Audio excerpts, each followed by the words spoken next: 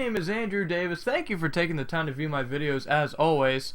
Today we are talking about the Los Angeles Lakers coaching staff. As you may have heard already, Mike D'Antoni on Wednesday resigned as the Lakers head coach. The Lakers decided not to pick up D'Antoni's option for the 2015-2016 year, which D'Antoni did not like, so he decided to resign. He is known for having the worst win percentage in Lakers history, and at a .435 winning percentage. That was through 2 seasons.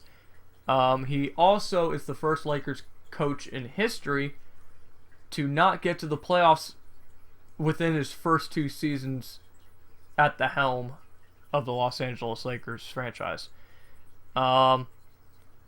I mean, this is still developing right now, but I mean, they have possible candidates to replace D'Antoni as of right now. These are just a few. These aren't solid yet. It's too early to tell really who they're really considering, but these are just some of the names that was brought up. Kevin Ollie and John Calipari from NCAA college basketball. Kevin Ollie from Kevin Ollie from Connecticut and John Calipari from Kentucky. Chicago Bulls head coach Tom Thibodeau. And one that I found interesting, they're looking at former Lakers player Derek Fisher, who is a player as of right now with the Oklahoma City Thunder. I find this really interesting. If I had to pick one of those as of right now, who I think would do really good there, is Derek Fisher. Now, everyone's probably thinking I'm completely crazy when I picked that, because the other 3 people I mentioned, they're all worthy coaches, and I'm not saying they're not. They really are they're good coaches. They know what they're doing, and they've had success in their respective organizations. But Derek Fisher reminds me of what the Brooklyn Nets did with Jason Kidd. Now, albeit the Brooklyn Nets signed like Kevin Garnett, Paul Pierce. I mean, they signed a bunch of good players to make a quick run for a title shot. And as of right now, it doesn't look like it because Toronto is kicking their butts in their series. But regardless, I think Derek Fisher, overall, from a basketball knowledge standpoint, I think he's more knowledgeable than Jason Kidd. And if Jason Kidd can lead the Brooklyn Nets, I think that Derek Fisher is more than capable of leading the Lakers. But that's just in my opinion, though. I don't know what everyone else thinks. But, I mean, now, they did say, however, that Mike Tomczynski, or however you say his last name, I can't even say it, the Duke head coach, the Lakers are not going to try to pursue him after failed attempts to try to get him before, and he doesn't want to leave Duke. Pretty much, he's not going to leave Duke. There's no way. So yeah, if I had to pick one, it would be Derek Fisher. I think John Calipari wouldn't be a bad coach either, but the thing is with Calipari that I get worried about is he always has a team that's completely stacked and solid with talent. So it kind of worries me a little bit that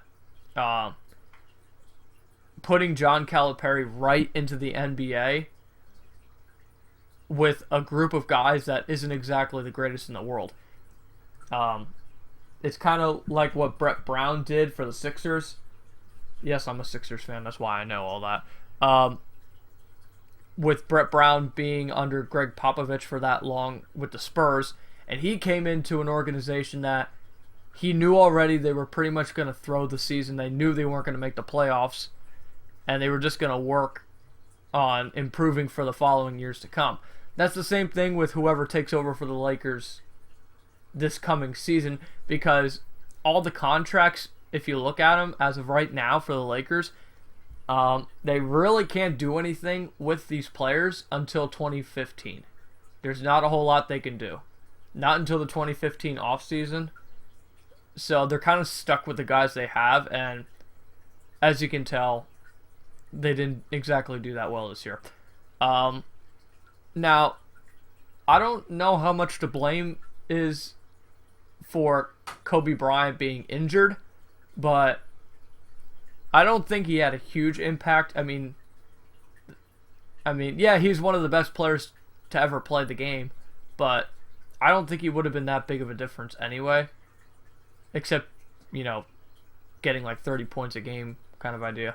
But regardless, yeah, I wouldn't want to go into the Lakers organization right now. I don't think it's a good idea. Although, it's better to be a Lakers fan right now than a Clippers fan. Yeah, we all know the Donald Sterling thing going on. Yeah, so that's about it on the Lakers. I don't have really much else to say, because I just don't care about the Lakers all that much. So, thank you guys for watching. As part of my advertising portion of this, tomorrow night, which is May 2nd, 2014, I'm doing a live stream at 10:30 p.m. Yes, I know it's super late. I understand. I'm doing a live stream with, as of right now, this is who we think is going to be on. Me, as usual, Nick, Brandon, Austin, and two newcomers, Roy and William. We are going to do a live stream for the upcoming WWE Extreme Rules pay-per-view. This coming Sunday, we're doing a prediction show.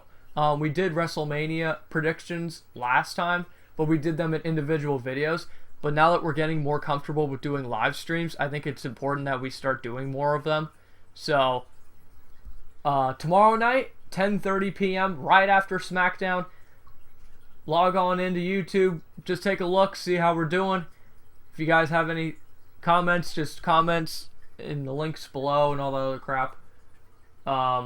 We appreciate all the feedback you guys give us. It's as long as you give us feedback, we'll do everything in our power to improve what we try to do. So, thank you for tuning in today, and as always, I will see you in the next video.